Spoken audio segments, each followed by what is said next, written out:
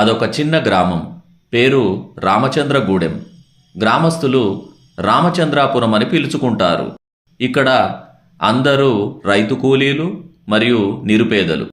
ఈ గ్రామంలోని ప్రాథమిక పాఠశాల ఊరికి కిలోమీటరు దూరంలో వ్యవసాయ పొలాల మధ్యన ఉంటుంది. ఒకప్పుడు రాత్రే కాదు పగలు కూడా గబ్బిలాలకు పాములకు ఇది నిలయంగా ఉండేది. 2011లో నేను ఈ పాఠశాలలో జాయిన్ అయినప్పుడు ఈ పాఠశాల విద్యార్థుల సంఖ్య 25 మాత్రమే. నేను గ్రామస్తులను కలిసి మీ పిల్లలను ప్రైవేటు బడికి పంపకండి, మన గ్రామ ప్రాథమిక పాఠశాలలో నాణ్యమైన విద్యను అందిస్తామంటే, సార్ మాకు కూడా ప్రైవేటు పాఠశాలలకు పంపే ఆర్థిక స్తోమత లేదు, మేము చదువుకోలేదు, మా పిల్లలైనా ఆంగ్ల మాధ్యమంలో చదవాలి, మీరు ఇంగ్లీష్ మీడియం బోధిస్తే మా పిల్లలను ప్రభుత్వ బడికి పంపిస్తామన్నారు. దాంతో వెంటనే 1వ తరగతి నుండి 4వ తరగతి వరకు ఇంగ్లీష్ మీడియం బోధనను ప్రారంభించాము. క్రమంగా విద్యార్థులకు చక్కగా చదవడం, రాయడం, అర్థం చేసుకోవడం మరియు ఇంగ్లీష్లో మాట్లాడడం, 10వ తరగతి స్థాయిలో బోధించే గ్రామర్ను నేర్పించడం జరిగింది. విద్యార్థులందరూ ప్రైవేటు మరియు ఉన్నత పాఠశాల విద్యార్థుల కంటే కూడా చక్కగా ఇంగ్లీష్లో ప్రతిభ కనబరుస్తున్నందున తల్లిదండ్రులు సంతృప్తి చెంది తర్వాత విద్యా సంవత్సరం గ్రామంలోని తల్లిదండ్రులందరూ కూడా తమ పిల్లలను పాఠశాలలకు పంపించారు.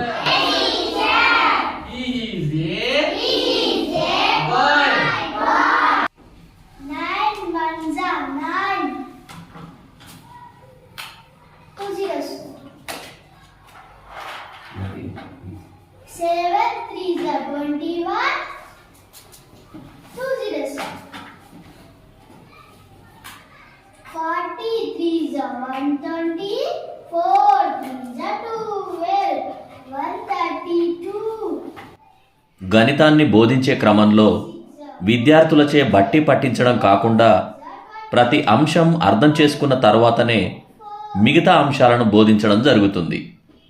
విద్యార్థులకు తరగతి వారీగా కాకుండా విద్యార్థుల స్థాయిల వారీగా బోధించడం, గణితం అంటే భయపడకుండా గణితం అంటే వినోదం అనే విధంగా నేర్పించడంతో విద్యార్థులు గణిత సమస్యలను మౌఖికంగా వేగంగా చేస్తున్నారు.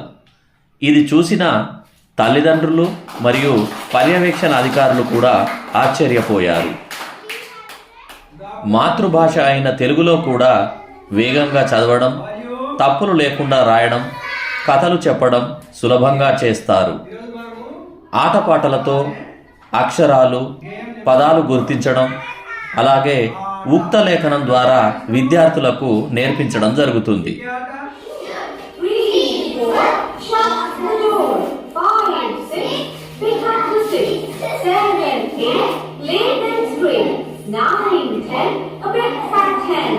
డిజిటల్ బోధనకు సంబంధించి నూతన టెక్నాలజీ సహాయంతో టెలివిజన్లో విద్యార్థులకు రైమ్స్, స్టోరీ టెల్లింగ్, కాన్వర్జేషన్స్, పదాలు, అక్షరాలు గుర్తించడం, ఏదైనా అర్థం కాని అమూర్త విషయాలను, ఉదాహరణకు సౌర వ్యవస్థ, చంద్రయాన్ 3 మొదలగు సైన్స్ విషయాలను చూపించడం వలన విద్యార్థులలో ఆసక్తి మరియు అవగాహన పెంపొందించడం జరుగుతుంది. అలాగే క్రమశిక్షణ, మంచి అలవాట్ల పట్ల కూడా మేము శ్రద్ధ వహిస్తాము. ఉదయం ప్రార్థన సమావేశం నుండే వ్యాయామం, రోజుకో మంచి విషయం తెలియజేయడం, తల్లిదండ్రులకు పాదాభివందనం చేసి రమ్మని చెప్పడం, పెద్దలకు నమస్కారం చేయాలనడం వంటి సద్గుణాలను తెలియజేయడం, ఇంకా పాఠశాలలో ఏర్పాటు చేసిన నిజాయితీ పెట్టెలో ఇతరుల వస్తువులు దొరికినప్పుడు అందులో వేయించడం ద్వారా చిన్నప్పటి నుండే నిజాయితీగా ఉండడాన్ని నేర్పించడం జరుగుతుంది.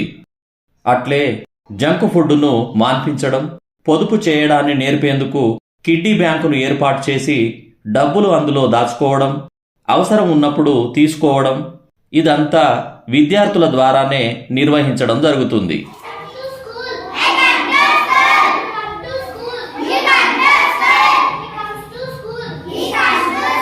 పోటీ పరీక్షల విషయంలో మా పాఠశాల సాటిలేని పాఠశాల. పోటీ పరీక్షలైన మోడల్ స్కూల్, గురుకుల ప్రవేశ పరీక్షలకు ప్రత్యేక శిక్షణ ఇవ్వడంతో జిల్లాలోనే మొదటి ర్యాంకులతో పాటు అందరూ సీట్లు సాధించడంతో ఈ పాఠశాలకు ఈ గ్రామంలోని వాళ్ళే కాకుండా చుట్టుపక్కల 3 గ్రామాల విద్యార్థులను కూడా చేర్పించడానికి తల్లిదండ్రులు ముందుకు వస్తున్నారు.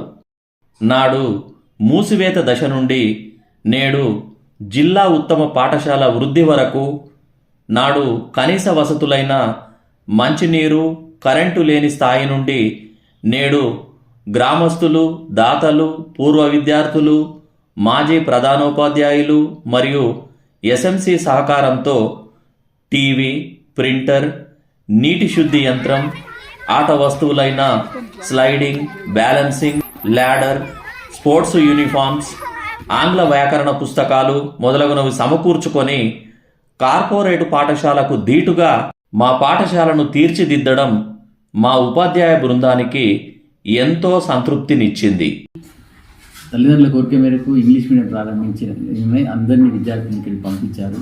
ఒక నాణ్యమైన విద్యను అందించి ఇంగ్లీష్లో మాట్లాడడం, చదవడం, రాయడం, చక్కగా అర్థం చేసుకోవడం అన్నీ నేర్పించడం వల్ల, తర్వాత తెలుగు గణితంలో కూడా చక్కగా నాణ్యమైన విద్యను అందించడం వల్ల, మరియు గ్రామస్తులు ఎస్ఎంసి సహకారంతో ఇక్కడ కార్పొరేట్ స్థాయికి ధీటుగా అన్ని వసతుల్ని కూడా మేము సమకూర్చాము. వాటర్ ఫిల్టర్, టీవీ, ప్రింటర్, ఆట వస్తువులు అన్నీ కూడా ఇక్కడ సమకూర్చి ఒక కార్పొరేట్ స్థాయి ధీటుగా జిల్లాలోని ఉత్తమ స్థాయి పాఠశాలగా ఇక్కడ తీర్చిదిద్దడం మా ఉపాధ్యాయులందరికీ ఎంతో సంతోషాన్ని మాకు ఇచ్చింది.